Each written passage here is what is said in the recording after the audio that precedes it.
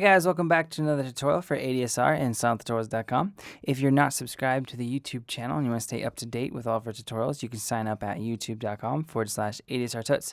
So that was a quick demo of the sound we'll be recreating today in Sylenth. It's kind of a festival house type sound. It's a little bit of a mix between a pluck and a lead, and it has a kind of a digital element blended with a subtle analog feel.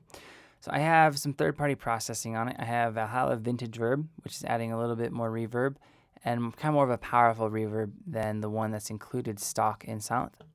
And then I have this channel EQ that's just comes stock with Logic, just cutting out a little bit of lows, boosting a little bit of the high frequencies. So I have a new instance of Sylenth pulled up. And first thing I'm going to do with this sound is I'm going to turn the polyphony up to 8 because this type of sound, pluck/lead, lends itself to playing chords. And for Oscillator A1, I'm going to make sure I'm selected on that saw wave, and I'm going to crank up the voices to 8 and make sure I have retrigger selected. And I'm going to dial up the phase to about 329, so almost all the way. It goes to 360, so it's going up a lot. And then I'm just going to give it a little bit of detune. Probably do about 0.62 or around there. Let's see. A little bit under 1 probably would be good, so let's do 0.62.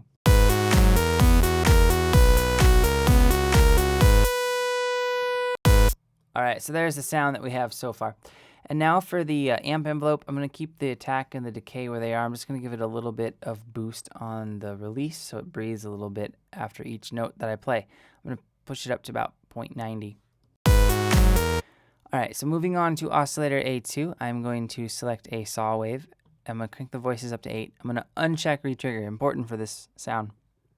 The reason is when you blend a sound with retrigger and one without retrigger, it kind of gets this cool digital/analog feel. This one, if I turn the volume down, it just kind of has this whole, old school synth sound.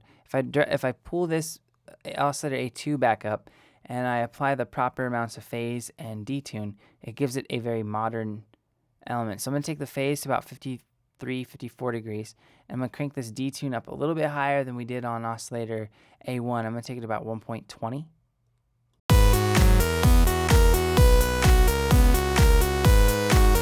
So you can hear the more modern element. So now I'm going to blend the volume to taste. You guys can, if you guys want more of the detune, of course, turn this up. I'm going to go to about 2.33. All right, moving on to filter A, because we're only using part A for the sound. I'm going to select a low pass filter, and on the cutoff, I'm going to turn it up to about 1,297 hertz. And the resonance, I'm going to turn up just because it actually kind of helps dial in and rein in some of the frequencies.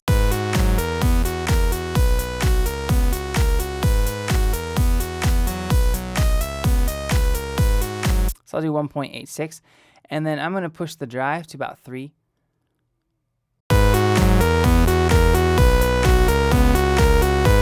Okay, cool. I'm going to turn the volume down a pinch. And now I'm going to go this master filter control where I'm going to squash most of the sound, and you're not going to hear much of it anymore. I'm going to take the cutoff to about 2.04. I'm going to take the resonance up to about 0.62. And the key tracking, I'm going to bring up to 1.05. If I can get there. Alright, and the reason I did that is I'm going to bring in the cutoff using this modulation envelope. So I'm going to select cutoff A and B, crank this guy up to 10, and now I'm going to add a little bit of decay. So the decay I'm going to bring up to about 3.15 or around there.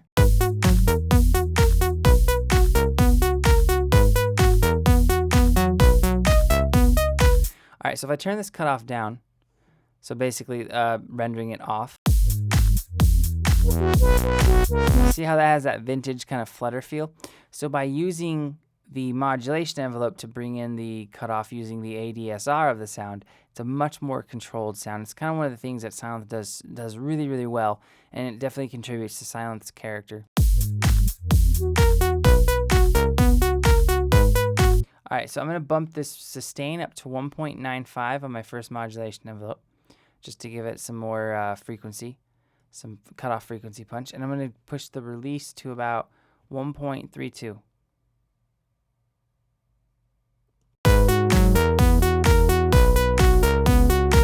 All right, now for modulation envelope number 2, I'm going to select pitch A and B, and I'm going to just turn the amount up to 10. So crank that sucker up. And now I'm just going to add a little bit of decay. I'm going to do about 0.65 to 75 depending on the sound. And that's adding that little laser sound to the beginning. But if I do too much, it sounds awful. So about 0.65, it depends on the sound. I'm going to go 0.69 for this, I think. All right, moving on to my first low frequency oscillator, the Alpha 1. I'm going to use this as a vibrato. You might have noticed that some synths like Massive come with a vibrato function. Sylenth does not. You kind of got to make it yourself. So to do that, you can do pitch A and B. And then you can turn the rate up just a little bit. You don't have to crank it up to 10. So I'm going to do about 2.48 for this. If I can get it to go to 2.48, and it doesn't want to. There we go. Oh. All right. I wish I could key in values in Sylenth. That'd be nice. All right. So now I'm going to turn this rate up to 1 over 32D. So 1 over 32 dotted. So it's a pretty quick time. And now I'm going to turn the gain up so we actually hear some of this to about 0.14, just a little bit, because we're trying to do a vibrato. So if I hold a note, kind of hear it shaking after it gets through its decay and starts going into the sustain phase. That's what that just did. So if you turn this down, you'll get like a, an actual vibrato. So that's a quick way to do vibrato in Sylenth. Now for the effects, I'm just going to use the EQ, the delay, and the reverb. I'm going to turn all 3 on at once and just edit them as it kind of plays. So for the EQ, take that bass frequency down, and then keep the bass. Take the bass down, keep the bass frequency where it is, and then take the treble frequency down to about 4.93.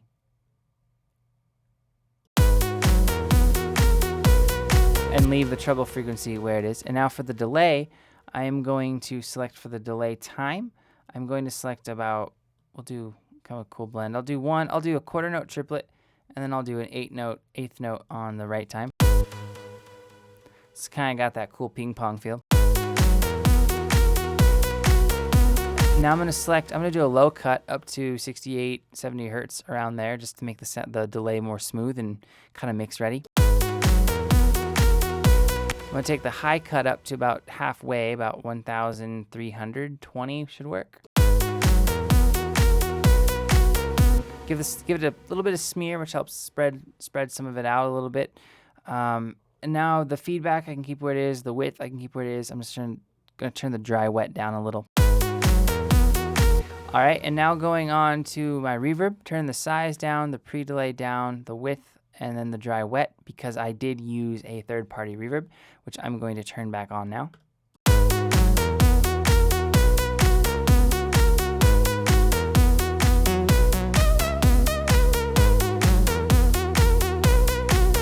So I'm going to turn this up to about maybe 19.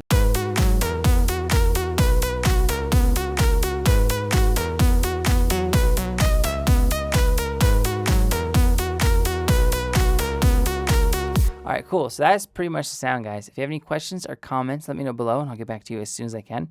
And if you have not checked out SylenthTutorials.com, head on over there. Tons of cool things, Sylenth. And as always, thank you for watching, and I will see you next time.